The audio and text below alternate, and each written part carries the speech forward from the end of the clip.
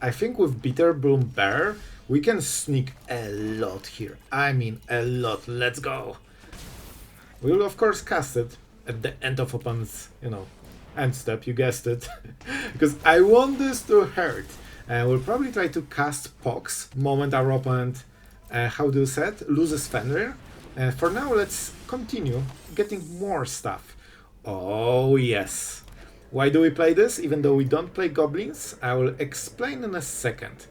First, let's swing, get some damage, because this creates 3 permanents, basically. And it also kills your creature. Here, we don't benefit from it, but with Sephiroth or stuff, I mean, that's nice. And the point is, you cast Pox, you sacrifice those dudes and the enchantment, and you still deal a lot of damage after they halved their life. So, this is more damage than you might expect. Let's get more dudes. Oh, here's the... Guys, I'm holding my breath because next turn has a chance of being the most epic turn ever. I'm not sure if we get there, but I really hope we will. Let's go. It's probably just this as an attack. They will start sacrificing soon. Let's go for Sephiroth. And we'll get what? One of those dudes. I think we can just stack damage right now. Because the goblin has just died. Oh yes. Oh yes. And we chill. I guess I could pump 1 damage on the flyer. So, some small opportunity there. And we keep... Man, if they don't sweep the board right now, and they shouldn't because they also play creatures, our next turn, you know what? I'm fine with it. Whatever happens, I just want to see the next turn. And guys, just so you know, I played Pox in the demon version. Like, bear with me for a second because this is important. I made the whole deck with this Bloodletter combo that kills on the spot, whole mono black. I recorded the full video, I was editing it, and I felt that I could do better and showcase you this card in better light with Sacrifice Shred. So I scrapped the whole video and started over. And this is freaking first game. So guys, let's swing first. I excuse our opponent for, waiting a moment. Let's go with this. Oh, guys, this will be epic. This will actually be epic. And now we Pox. Man, it was so worth it to rework the whole deck, start the whole video again for this moment. Because Pox is so much better here than it was in that deck. Goblin.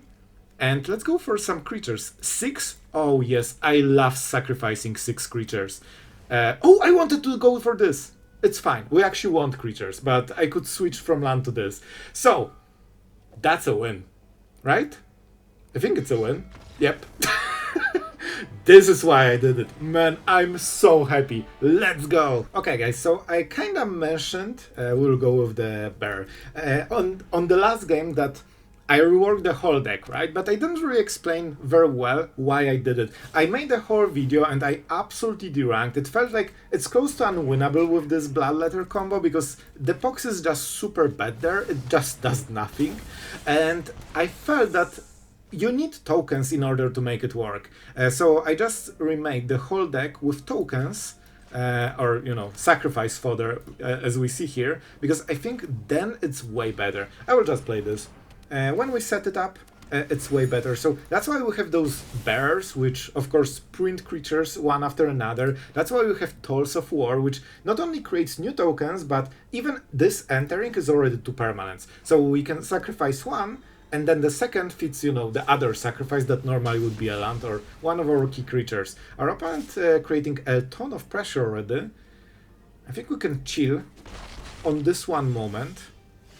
I need to sacrifice stuff, guys. I need to sacrifice stuff. But I think we should be okay. I think we just go for this, Let's attack first, but I don't think they will do anything. I think just getting a single token and a card is actually really good here. Just so we can keep going. We are hitting a little bit of, a bit of a flute, not right draws, so we cannot keep up the pressure. But now it should be better. Courage is always, the bearer of bad news. We can kill it, but we cannot get rid of it. So I'm just trading a little bit, just to keep it spicy. We'll go for Sage. I think we still go for the removal. Obviously they want to drop a big creature on the next turn, but I think we can buffer it for one turn, and I want to get some damage done. Just to keep our opponent, you know, a little bit in a guard mode. Obviously we don't hit Sephiroth, any of the big cards, we don't have Pox, so we cannot really unload the synergy. And by the way, look at the lands. Is there something special about it? Well, we only play black lands. We have so many like dual lands that we don't have a single plains or anything like this. This is obviously for a reason, so we can get the value. Do we double block? I think we don't need to. Our opponent will probably drop something powerful in the next turn. Oh, this is amazing! Oh, this is so good. So we swing all. I tell you, this card makes no sense in the deck, but when you think about it, it makes perfect sense. It's 3 different permanents, basically. And we get the creature back, and we also trigger the sacrifice effect. Maybe not sacrifice, but the, you know, losing creature effects. So as you can see, we got incredibly ahead by this. And it also deals damage when we lose the goblins, which is after the Pox. So I was really excited about it. I started with 4, and then I was like, okay, I need to cut something for the, you know, the biggest cards. What can they do? Oh my god, the synergy is kinda insane. So this will be 8 damage with plus. Sure, buddy. Sure. Sure, why not? Oh, sorry, it's more. It's more. Because they also get the burn. Let's see how much they swing. Full swing? I know you won't. I know you are this type of player. You just want to see the word burn. Yes, yes, just go into it. I knew it. I knew it that they will leave this one. So that's actually really good for us. What can we do? 8 damage is a lot. I could double trade and basically burn them. And I think this is the best play. Because then we can kill the thingy. Make sure they cannot block. We trade very well. And we also deal 2 damage here. They can order. So they can hit this one first or this one first. We don't really take damage here. And well, look at that! And the goblin things, you can see how much it helped this game, because it double burns them. It burns from the enchantment and also from Bloodwitch. So the damage is actually ridiculous. If they attack, they will die. So we can deal 4 damage and that's it. You know what? I think we go for this. Nope. We go for this. They cannot kill us on the next turn, I feel. We just chill. 4 damage and... Okay, 4 damage on the next turn. And if we block, we still win. Very nice, very nice. So I think we've got our opponent in the cradles, you know, they cannot get away. Everything they will do will not be good enough, except casting a lifelinker. Are you actually serious? I think it still might be good enough, but man... Getting double lifelinker... Wait, is it upkeep? Upkeep! They are 1 turn too late. Oh my god, that was so close to literally saving their whole gameplay. I think we should be okay. We're at 17. They cannot... There's nothing they can do to threaten us. Yeah, this is only 10. Only 10 damage, bro. Are you even trying at this point? This was actually 1 upkeep from saving them. They cannot really do anything. They can make Fish of Doom, which is really scary, but not lethal, because we life gain so much. Thankfully, with this, you know, we killed 1 creature, we got 2 life gain from Blood Witches, and then we got extra 2 with this thing. So that's good. No, it was more, because there were 2 different goblins. Anyway, it was enough to win us the game. Oh, you think we don't have enough flyers? Well, we do. We do. It will be tricky because they can stack so much damage. And we cannot force a sacrifice right now. We need some... Yeah. Whenever you need this card desperately, any card would do here. Well, except a land that is tapped, just to be sure. Alright, so what can we do? We can attack with 4 creatures. This one has Summoning Sickness. However, we can do this. Like, we need to just full swing. That's the play. That is the play. Because next turn they would just win. If they block, they kill creatures, and that means triggers from Bloodwitch. If they don't block, they take face damage. Whatever they do, they dead. Right? Magi? Magi, you dead? Make peace with it. You know what has to happen. I know you are running out of options. I know you know deep down in your heart how it ends. And you are still denying it. You are like, no, it cannot be like this. There must be something I can do. No, you need to embrace it. You need to make peace with it. Like I made peace with the Shuffler, except every second day Anyway, you need to make peace with it. Oh, you can pay 1 life, but you still will kill a creature, and when you kill a creature dies and it triggers the Bloodwitch. Bro, you need to embrace it. It will happen, whether you like it or not. Here you go. Here you go.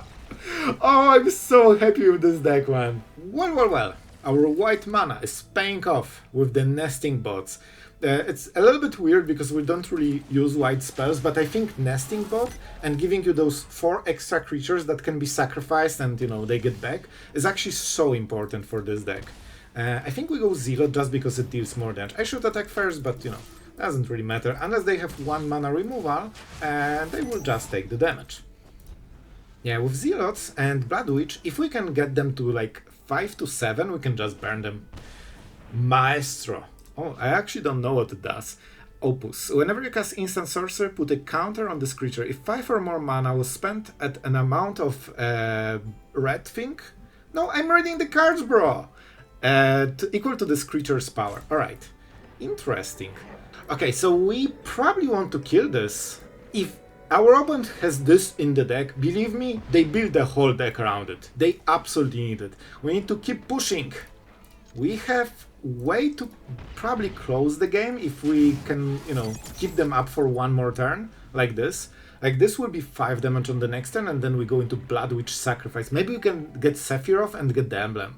And this will be very close game. Ooh, stock up. So they will probably sweep on the next turn, but we get a free reign on this one. Oh, this opens possibilities. Possibilities. I guess this is decent, but I really want the Bloodwitch. Oh, I want the Bloodwitch so much.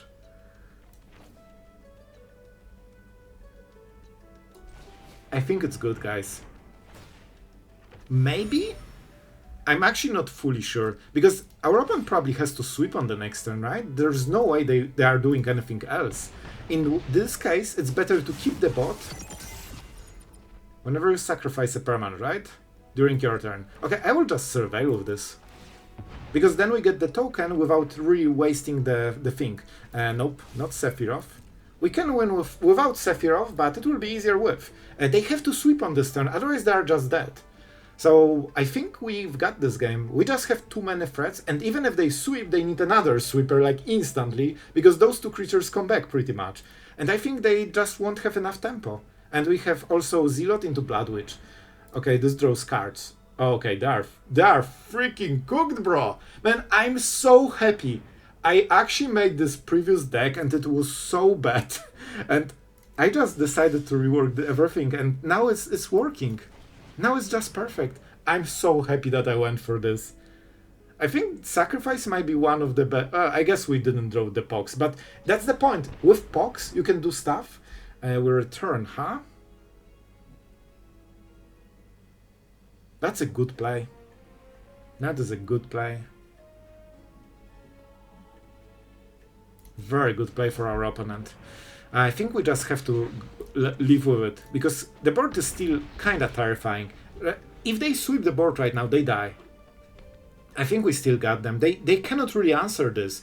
The answer wins us the game. Because it sweeps 4 creatures, which is 4 damage, and they are at 3. So they need to live gain, sweep the board twice, all on 5 mana without white color, it seems. So this deck just cannot do it. They will run through the options and explode probably, because there's nothing. Sure, this one is Haster and can make a copy of itself, I think, if you spend 5 mana. Yeah, that's it. That's game. And we just kill them. A good attempt by our opponent, and this is why we played white for nesting bots. And also for Tolls of War, I guess. Yep, that was a nice one. Let's go, Sage. You need to be wise and hit face. And imagine being this old Sage with like all the knowledge, and then you are like, what's my role? You hit face, bro, and then you die. Then you turn into an insect. That's the role of life. We have Tolls of War, so that might give us some good value. I really don't want to get mana screwed. This will be a very big deal for us. So I really hope the next card is a land. We can still play on mana screw, but it's not the same, you know? Well, we will. We will. Oh boy. So we swing all. It is what it is. Builder's Talent, of course, will help them. So if they play this, this is some form of meal. Combo meal, probably. So we don't have much time. Let's go for this. At least we can still, you know, cheat a little bit of destiny. Do we go with, you know what, this is actually better. We can sacrifice this, get this survey, so maybe we can hit a land, and we still get the stuff. Listen, you are great. You are wise. You hit face like a champ. But you ain't no land. And that's what I need in my life. Because I'm already behind one turn. Okay. I wonder, do they want to put counters on this? Voice of Victory. Our first victim. And do we sacrifice the Sage? That's a huge question. This could help us hit the land. But then we don't have Sephiroth targets. Okay, this is good enough. Good enough. You always pick black in this deck unless you really have a weird draw. And what do we do? Shoot the Sheriff probably. And keep swinging. Just keep swinging. I think Voice of Victor is so much more important. That's fine. We are starting the shenanigans, guys. You don't want the shenanigans. And we don't really have great attacks here. We have a little bit of attacks. Let's go like that. We know what they will block. The one... Oh! Okay, I like it. So we still deal some damage. Nice, nice, nice, nice. Which means that we can play Infestation Sage. And I mean we'll still sacrifice this guy. Now we have fuel for Sephiroth. And we keep making those small tokens, so hopefully... Oh, this is a good... It's not a land though, but it's a good one. My heart actually bleeds for this, but I think we really prefer the land over this. Sephiroth is our Bloodwitch in a way. Man, if we can get to Pox... I guess they have a lot of permanents too, by the way. Whenever... okay, it's creatures only, so... Okay, they don't trigger it. Whenever you sacrifice a permanent, target player mills 2 cards. If we get to Pox, this will be so funny. And not sure if in a good way for us. And this triggers once, huh? But we need to do it during our turn.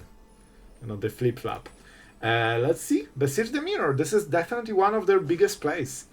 What are you gifting? Oh, the Ooze. That's a weird choice. I think they missed with idea what this deck is. Because usually those decks play Rise the Past. But not us. Not us. How do we do it?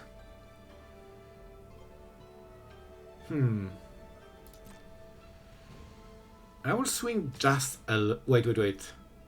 Now we just go with this guy. Should be good enough. I want to set up the Sephiroth. If we can set it up, we are golden. And we can, you know, sacrifice enough creatures to get the emblem. And that's all I care about. Let's go. We also get the free tokens. Tap land. The classic turn 4 land. Thank you. Thank you, Shuffler, for this one. Come on, bro. So that was 1. 2. I need to get the emblem. It's important. This way we can make sure... No, we don't need this.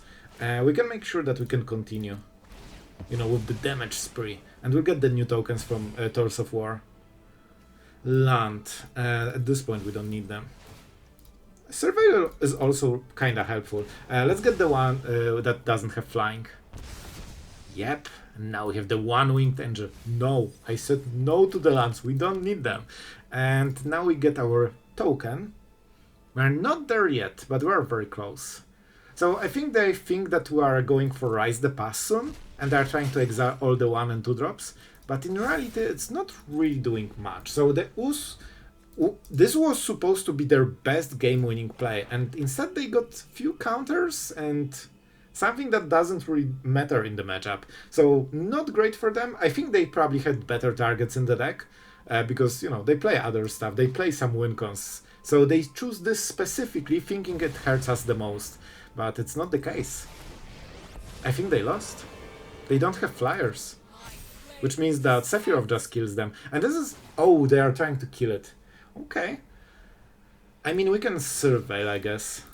I'm sorry, you're a great winged angel, but now we will just drain them with creatures. Nesting... Oh, you can see... You see why I have this? Best card ever.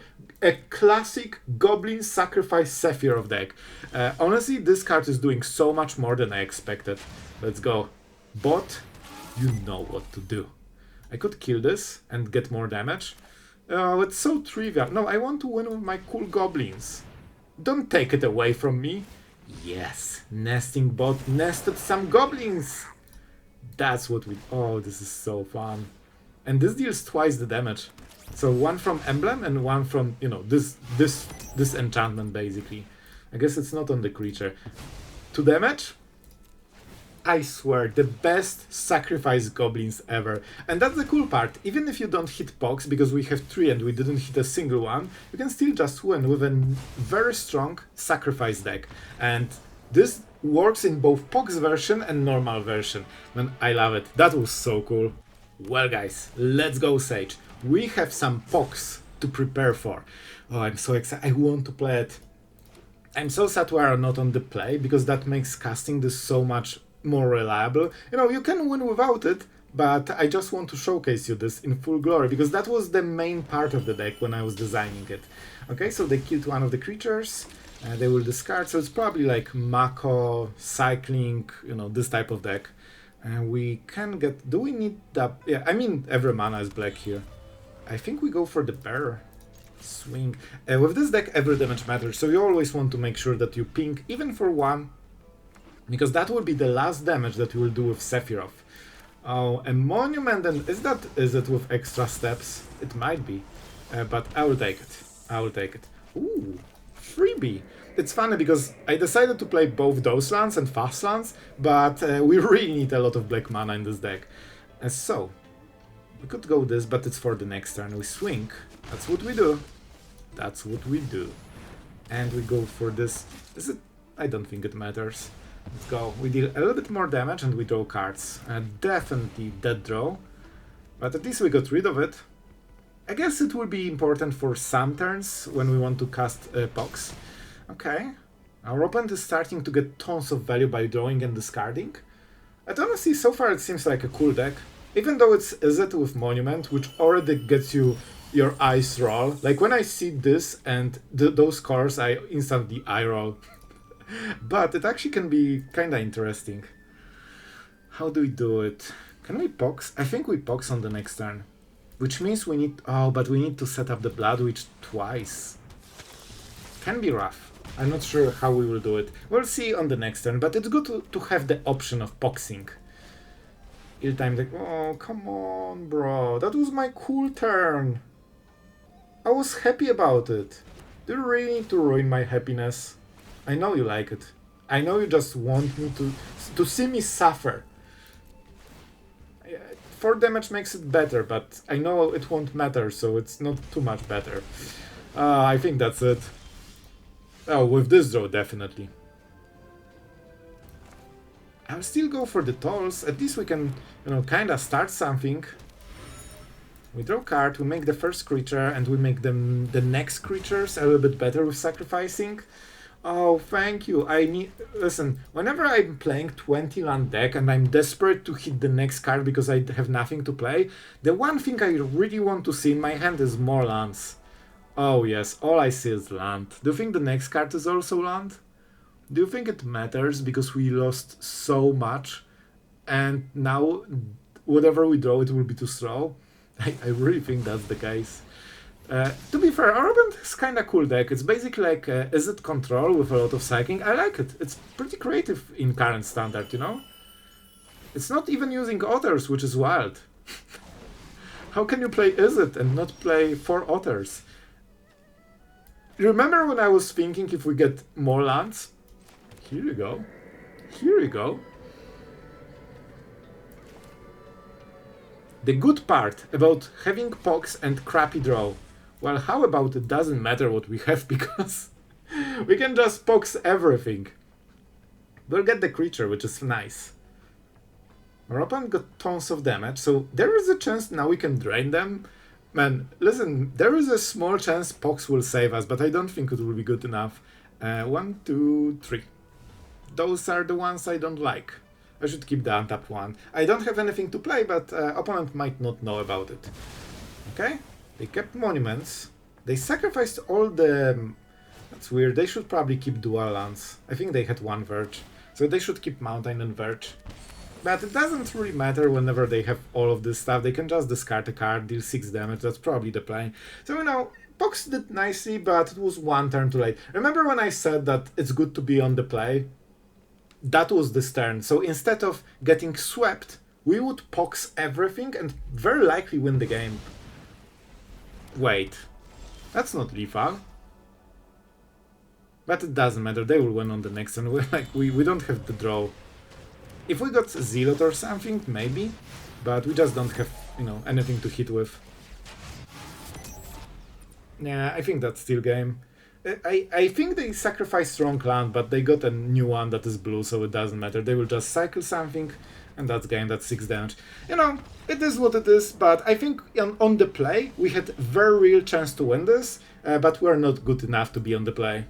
Okay, so I think this is a very interesting situation. We have so many different plays, but I think the best one will be the Bearer, especially that we have double Bloodwitch and Zealot. So every creature that we'll make will first hit and then get sacrificed for twice the damage. So every token can be like 3 or 4 damage. So the faster we get them, the better. And our opponent doesn't expect how much damage is going their way. Oh, blue? No way. Don't counter me, bro. Okay, thank you. I did not. I thought we were playing against mono green. I didn't expect anything else. Oh, this nearly got us. We have 1 drop, so we are going for this. What do we go for? I mean, we swing. That's what we do. That's the name of the game. And I will go for tolls, so you can start benefiting from this on the next turn. And we go for the Linkbreaker. Pretty good. Pretty good. Our board is very resistant to sweepers, you know, those that don't exist in blue and green. So our opponent is in a pickle. We absolutely abuse their weakness. Oh, this is just a mono green with, you know, some random blue spell. Yeah, this is just landfall deck. I wonder if they play Badgers too. Okay, so we definitely play this. You always go black mana on this. And we swing with we will sacrifice the board anyway. So we just swing all. We just swing all. Okay. Do you think they can kill us on the next turn? If they so they can probably put a land from the hand, unless they have this new card that puts 4 lands, in which case we are always dead. But we don't need to think about it. We are just always dead then. So we just go this and Zealot. Zealot sacrifices one of the Linkbreakers. This comes back basically as the new creature, and we also get Trigger, and we also get Life Drain. So we got tons of extra value. I think this is good, because they might kill Zealot. So I will take it. I would love Sephiroth, but you cannot guarantee that if you get this to graveyard, the next card is Sephiroth. So we are just taking something that is, good enough. Good enough. Not perfect, but very, very good. Oh, you only play Space Dragons and Hydras. Well, that should be a game. Not very good at Magic. Not very good at Magic. So that's kinda... Wait. If we sacrifice... No, we don't really get anything from it. And we need to find more stuff. Yep, that should be it. So guys, how about a classic swing call? I think this should work. Should I attack with Bloodwitch? I don't know, because I'm too busy winning the game. No, this one is not attacking. This one is the fresh one. Okay. So we go for this. Yay for lethals.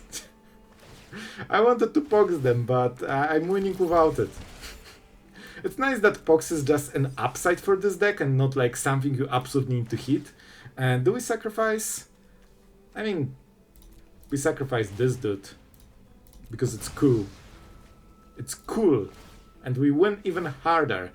Do you think our opponent realizes that they are super dead since long time?